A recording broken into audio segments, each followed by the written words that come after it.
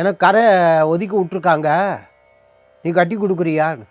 பாட்டி நீ என்ன கொடுப்ப, கூலி என்ன கொடுப்ப?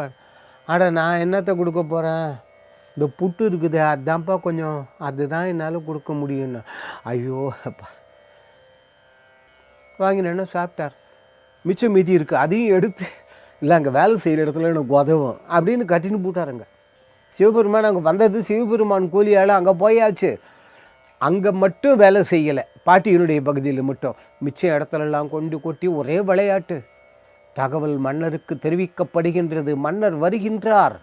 கோவம் தாங்கலை, கையில் இருந்த பெரம்பால் அடித்தார். உங்களுக்கு தெரிஞ்ச தான், பிட்டுக்கு மண் சுமந்து பிறம்படி பட்ட உன்னை பேசும் தமிழ் அழைத்தும் வாராது இருப்பது என்னையா தமிழ் அடித்தார். பட்ட உடனே கையில் இருந்த கூட மண்ணை அப்படியே அந்த உடப்பில் கொட்டினார். கரைகள் சரியாக போயின. வந்த சிவபெருமான் மறைந்தார். சிவபெருமான் திருமேனியில் பட்ட அடி அவ்வளவு ஜீவராசிகள் உடம்பிலும் பட்டன. மன்னர் தெரிஞ்சின்றார், ஆகா வந்திருந்தது அந்த பாட்டிக்காக தெய்வமே வந்து இப்படி பண்ணியிருக்கு.